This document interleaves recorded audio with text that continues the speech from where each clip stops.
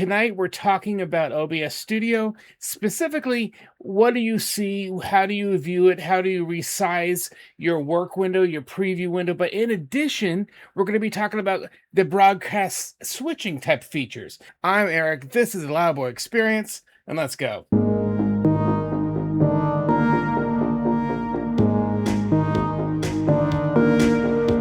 The two comments I was referring to, one is from Ballers Are Traveling and says, "You are a good teacher." And a follow, and by the way, thank you very much. I responded to this and I said that I taught professionally all around the United States and Canada, video editing workflow and systems and computer systems and everything you do to create videos, including live switching environments. And I'll tell you a little bit more about that in a moment. So I've done this professionally, but it's a real pleasure and honor to be doing this on YouTube, especially when I hear these questions and comments like this. The next one you said, the same person, Ballers Are Traveling, "Are you going to do any more tutorials?" The answer is yes. Of course, we're here now. And this is why. Bridget Kaufman wrote and said, "Good morning. Do you know how to get my OBS preview window to the full size of the screen like you have yours? Mine is in the default position to the far right. And I love how that you have the source and scene windows at the bottom like yours too." So we're going to talk a little bit about that. To this question is this. Okay, we have this main window here, right? This is where we see our program out, or what we're recording, what we're live streaming. That's this big window here. This can be resized. Now you have these clickable menus here at the top. You see these up here? From file to edit to view to docs to scene to tools to help. Okay, the third one over from the left is view. The first one is to reset your UI, your user interface. I wouldn't click on this unless you really want to. Now, if you really screw up your interface, if you've done some stuff and you're not happy, you can just reset it to factory defaults. However, I have a lot of things set up the way I like them. I don't want to click that. That's one example. The next one is you can either hit F11 on your keyboard, or you can click on it full interface. And what this does is, you can see how I made this full screen, okay, to my monitor, my computer monitor. Now, if I press F11 on my keyboard, here we go. There we go. Now, I can go back and forth between these different kind of full sizes, if you will. Now, how am I getting that big again? Yes, you can press this button or go to the top right here, especially if you're working in Windows. I think it works on Mac as well. Just double click in the gray area right at the top, and then it makes it full size again. Now, if your source record, there's a couple things that are going on. One is studio mode. Studio mode, you did mention being on the far right, okay? Over here in these menu buttons over here where you have your recording, virtual camera, studio mode, and settings, okay? You've seen those. Now, by clicking on studio mode, you can toggle back and forth. This is going to be more applicable when I show you all of the monitors in the kind of live switching environment. We're going to want to activate that. If you happen to have two screens up like this, press studio mode, it goes back to this normal mode. Okay, that's that easy. Now, if this window gets sized to where you don't like it, for example, what if it's really small like this? Okay, the window's very small in this side. You can do a couple things. One is, you see where I'm hovering my cursor over here? There's a percentage. Right now it's at 23%. I can click on the plus sign and make that bigger, and click on the minus sign and make that smaller. Okay, right here above your sources in this area right here, this is your kind of your big screen where you view everything, right? All right, so now you click bigger inside. Now, easier than that, and it actually shows you what it's scaled to. It's 558 by 314 right now. That's 558 pixels by 314. But I can click on here and I can click scale to window. Done. So if you ever get this small, resized, weirdly positions, go to this pull down menu right next to the percentage plus minus and click on scale to window, and it snaps it right back. I hope that answers your question. And if not, I hope I just showed you the tools with which you can resize this main source record out kind of monitor that we're talking about. Now, there's one more pull down option in this menu, and this is this. Move to canvas. Okay, this is making, like, canvas is basically my full screen size, right? It's 1920 by 1080. That's full HD resolution, which I believe is the size of my monitor. My computer monitor is that size. So when I click on that, check it out. It is now, my video is now the size of my monitor. That's no good either. I don't want to, by the way, I don't want to see myself that close up anyway. I mean, most people don't. Now, how do I get it back? Same, what did we do before? Scale to window. Okay. Pull down menu, scale to window. This will always snap it back to the size that you have, okay? Because of course, this interface is customizable. Check it out. How am I doing this? You might ask. All right, so right above your scenes, your sources, your audio mixer, your scene transitions, and your controls, right? All of those controls here at the bottom, where we control everything. Well, if you just hover up, and you'll see arrow, and see how this white line is illuminating, right? And I get these arrows with kind of like a little hamburger in the middle. Click on that, left click, hold down, and I can just pull up and down, and I'm simply resizing. So if you happen to have a massive list of scenes, of sources, if you want massive audio mixer and so on, you can do it. If you need that space. If you don't, I prefer to see as much as real estate as I can. I prefer to see as much on screen as I'm able to. And therefore, I minimize, I bring the bottom down as small as I can and have my video monitor area as large as I can. If you have any additional questions, please let me know, and I will address them either in video, short, or responding to your comment. So I hope, Bridget, that did answer your question. If not, let me know. Be more than happy to discuss this further with you. Now, let's talk about something else. Up here in our view, before we get to Multiview, and that's that kind of that live environment that I want to show you. It's really cool stuff. I want to show you one other thing.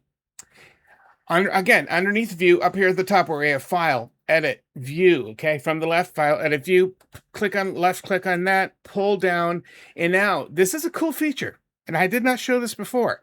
Scene list mode. What does that mean? It's overly complicated for what it is. Now, check this out. Right now, it is list. What is it referring to? When it is checked as list, it is showing me these lists of scenes. Okay, all the sources, my camera, graphics, videos, everything I'm bringing into OBS, your scenes.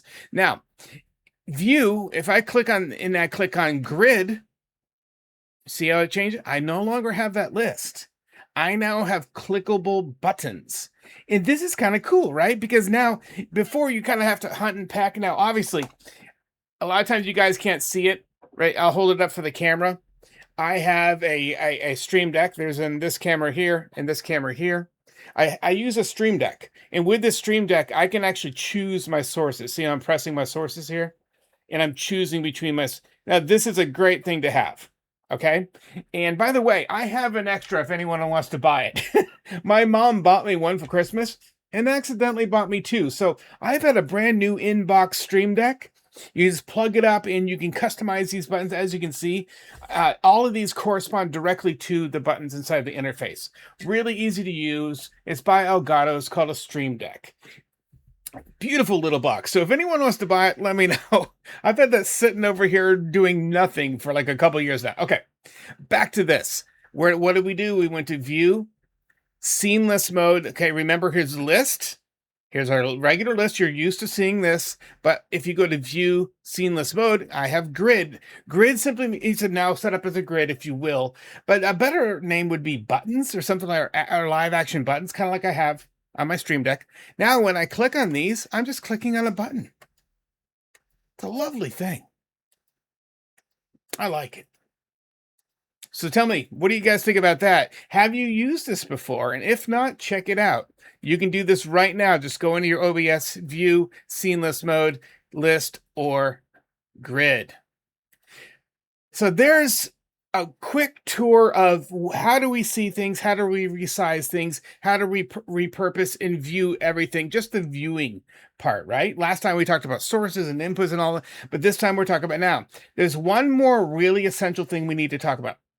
Again, under view, at the top, file, edit, view, third one from the left, pull down. Now, this is called multi-view. Now, you guys have probably seen this. This goes along with what do we see? So I can right click in the gray areas next to my thing, either side.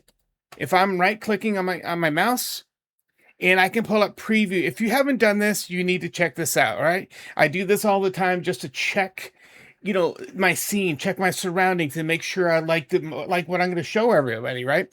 Well, view, open preview projector. I know that this right here is my left monitor. When I click on that, I'm now getting a full screen image of what's in my program monitor on my right. So to get out of that, you simply left click here and press escape. You're quickly out. So again, right click in the gray, open preview projector, and then if you are rocking two monitors, you can splash that up. Now, if you don't have two monitors, you can right click and actually send that full screen and it just overlays it over your OBS software. You can do that if you only have one monitor. I am rocking two, so I can actually come over here. Therefore, I can actually record and have myself full screen if I wanted to. I don't, but if I wanted to, I could. But that's what I do. Here's how I do this. I can sit here before I do a new show. I recently made some layout changes to my room back here to what's behind me. Well, with this view, I can go and I can kind of see. I can see better than I can in my smaller monitor. You got me here? So like I can say, okay, that looks good. That looks good. That's even. I'm very OCD, very perfectionist, and therefore I've spent a few minutes staring at this full screen. Again, one more time, preview. If I want to get a full, right click here and click to get out, left click, press escape, you're out, done. Now, another thing that we can do with view, using a dual monitor. If you have two monitors, if you don't, see if you're able to do it.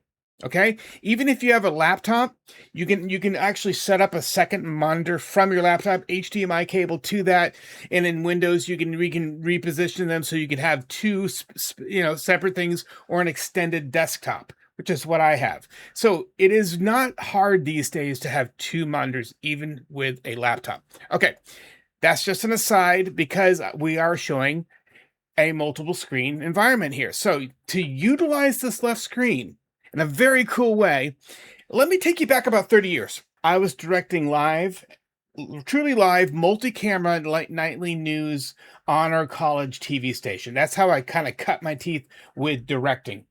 And back then I had a TD, a technical director, but he was doing live switches literally between multiple cameras, multiple VTRs, meaning multiple, like SVHS decks and our graphics. So we had all these sources coming in. Sounds really familiar, right? Well, that live environment with a tactile hands-on switching thing, you may have seen those before, like with live news, if you've ever seen the control room. Well, I would, okay, ready, camera two. Okay, take two, meaning I'm calling the next shot. Right now, I have a main shot of the two anchors, but camera two is over here pointed at the newsman, which I was actually the news guy for a semester, but I say, okay, ready, camera two. And when it's time to go to the weather guy, all right, take two. And then they cue up take two, camera two, which would be the newsman. Now we're going to go back to the two shot of the anchors. Okay, ready, camera one. All right, take one. And then, what is that? The act of having a source ready, and then you take it, that whole thing is a preview program. What does that mean? I'm about to show you. Now, if I open Multiview, File, Edit, View, pulling down to open Multiview, I'm going to send it over to this left monitor. Check this out. This is very cool. Now, remember I told you I could preview the next shot, and then I could take the next shot, which is preview and program. What is preview? Well, it's a thing kind of waiting in the wings to be next. Program is what you either see live, if I'm shooting a live show, or program is what you're recording, okay? When you hit record instead of doing a live stream, you're recording to an MP4 or whatever file, right? Well, that is your program, meaning like a TV program. It's what is live, what is now, what is currently being recorded or streamed. Okay, that being said, so in this interface, which you can click on, so cool. Now and over here I can click the studio mode. So I'm going to do two things. I went to View, Open Multiview, and I sent it over here. And then over here I can click the studio mode. Remember, we brought this up earlier, where I have what? Right up here, Preview and Program. Okay. And I have a transition. I have a cut button in the middle. Okay. This is what's great. Here's our preview monitor. Right now, program, I'm recording me. But if I want to show this next, what's called article, I click on that. That is now fed into preview, but you notice I'm not recording it yet because it's not programmed yet. How do I take that? Over here, I can click on transition, and now it is switched. And what it does is just swaps them. Preview for program. I can click that again, and it swaps it back. I'm back on screen. If I want to go back, it swaps it back. Now let's bring in a third. This is from another video that I made where I shared a New York Times article. So right now, hold on, let's switch this to here. Good. So right now I have this pulled up in the preview. But what if I wanted it to be this? So I can click on, and I'm just left clicking on my left screen right now. I'm choosing what I want to be the next thing to go live or the next thing to be recorded. That happens to be a feed from my Roku box. All right, so I click on this, and if I want to take that, I click on transition, which fades it, or I can click on cut, and that cuts it. Again, it's swapping them back and forth, program for preview. Now, or I can come in here to comments browser. Okay, we're gonna talk about this article next. Okay, ready, comments browser. All right, take. And now that's over here. What's going out to record right now is this, okay? Is this screen right here. All right. That's now what's not being recorded right now is the preview. Okay, that's not being recorded. I can show you that because I'm recording me separately from somewhere else. I keep on hitting this. You notice this thing above me here? This is what's shooting over my shoulders, by the way. I have 3 cameras going right now. Okay, stop hitting that. All right, here we I'm running a really tight ship here, you can tell. All right, so again, what I want to be next, I click on it right here. It's highlighted green. Okay. And then over here, I click on transition, and it takes it and it swaps it. Now I want to go back to my main camera next. Click transition. It swaps it out for that. Let's go Roku next. All right, queue up Roku. Okay, take Roku. Done. All right, let's go back to our comments browser so we can read that article some more. Great. All right, let's cut to it. Good. Read the article. Hold on a second. I got to show this other one next. All right, let's transition to that. And we transition. Now let's go back to main camera because we're off of that now. Good. Cue that up in the preview and then click and we take it. So it's an act of having things waiting in the wings, whatever you want next. You simply click on it, and when you're ready to take it, you can take it. This live switching environment that's been around really since the dawn of live switching TV. Okay, so decades upon decades. What this allows you to do is know exactly what you're going to feed the live stream. Okay, think about it. This would be really helpful in a live stream. So it cuts down on any accidents. Where if I have that article ready, but what if I pull this up in my preview monitor? I'm like, oh crap, that's not in the right position. So I go out here and I readjust where I want that article to be to do whatever take we're doing live. And all right, I got it. Good. Okay, so I can take that now. All right, good. Now, all right, now people are seeing it. All right, hold on.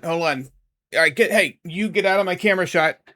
All right, he's out of my camera shot, so I can actually go back to my full camera and you kind of. So again, preview program. Previews waiting in the wings. Programs what you either live stream or record to disk. Any questions? Such a great feature. It wasn't long ago, and still is, to buy a real TV studio, multiple cameras, sets, but specifically just the switching stuff with all the tech that goes into live switching TV. It can be millions of dollars. Millions. Easily. For broadcast level stuff. So much money. And back in the day, it was nothing for us to install a $200,000, $300,000 system. It's just what you did. And it cost that much. And then I would train people how to do it. Of course, I got my training in college, but I fast forward and in the real world, I'm teaching people how to use their new switching equipment, much like we are now. And speaking of, this is live switching in a virtual space with free software, this open broadcast software, OBS software. It's free. It's ridiculous. the value that you have and the power that you have at your fingertips if you want to use it and if you feel like you need to use it. So let's bring all this down. Let's switch out of studio mode. And by the way, I pressed escape to get out of that. And now we're back to plain old bare bones recording, switching, and so on. And again, remember, let's make sure you, if you haven't done it yet, check this out for me. Oh, okay. I had a hunch here. What's my hunch? If I right click in the gray area right below my scenes, I can switch to grid mode there. I don't have to go up to view. So I thought to myself, I wonder if yeah. I see, I'm learning in real time. It's so fun. This software is just so fun. All right, so again, I can switch using these buttons between all my sources, okay? Or I can right click and go back to list mode. Check this out. If you haven't used it yet and you'd prefer to click on buttons, you should check out list mode. So guys, there you go. That's navigating the software. That's looking and resizing things, looking at our preview window. We talked about the scaling. We talked about scale to window. Again, you screw things up, click on that. You got the view where everything is. And then if you need it, use Multiview. If you've got multiple monitors. If you have any questions at all, please let me know. I thank you so much for being here. As always, I'm Eric. This is the Loudboy Experience, and I'll see you guys next time.